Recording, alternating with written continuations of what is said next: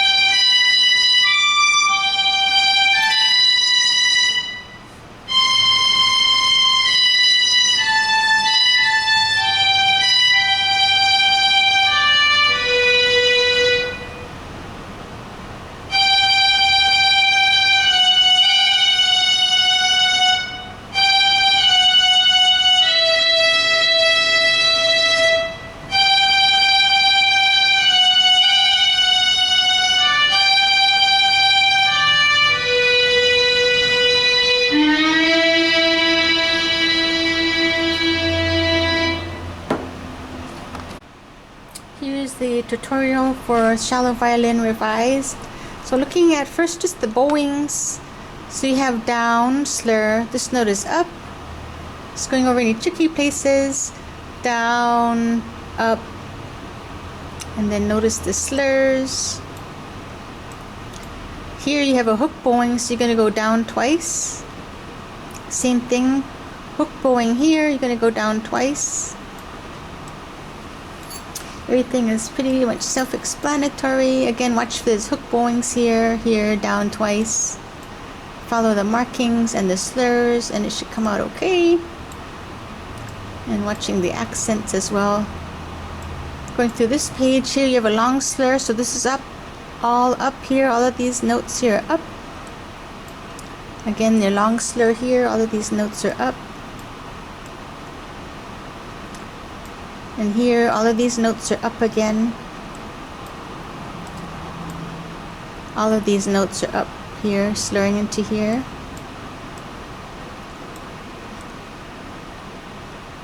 And then you're going to end with down bow on this glissando. So that's pretty much for the bowings. Dynamics, you know, MP is mezzo piano, MP. Then you get to a little louder here, crescendoing to forte here. So you're going to put a little more pressure and speed on the bow. And then it goes back down to piano here. Crescendo poco a poco means crescendo little by little and getting louder, very loud here. This is the climatic part, that's why it goes up an octave. And then it ends on this glissando and you're going to get quieter here. So it ends on a quiet note. So any other tricky parts here should be okay. The main thing is when we go up to this section F, you're going up to this third position. So we'll talk about these positions. Here, everything's in first position. First position means that you play your first tape with your first finger, second finger on the second tape, and so forth. When you get to the third position, what that means is on that string, you're going to put your first finger where the third tape is, and that's third position. So let's take our E string. Let's see if I can switch out of this angle here. So let's take your E string, for example. First position, third position, you're going to take your pointer finger, I don't know if you can see the tapes, and you're going to put your first finger where the third tape is. So you're playing your A using first finger, that's third position A, then B2, high C3, notice the spacing, and then high D4. So memorizing that third position, A1, B2, C3, D4, and then similarly on this D string, you can put down the finger here. So on your, on your A string, first finger down, this will be your D, E, F sharp, G is 4. So again, using this A string, third position, first finger, D, E, F sharp, and G. And then on your D string, G is 1, A2, B, C. Okay? So just memorizing those third position notes. And then looking here, so you're going up at section F to third position. So your C is third position, third tape. Here on this G, you're going to go down to third position, fourth finger on your A string is G. So you're going to switch strings here on that G. Everything else is on the E string.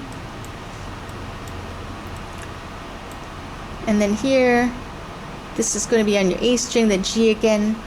And then when you get to this D, we don't want to shift all the way down. So you want to keep it in that third position very comfortably without having to shift down. I guess you could shift down for this D, or you can stay in this third position, A string, here, and then third position 4 on your D string.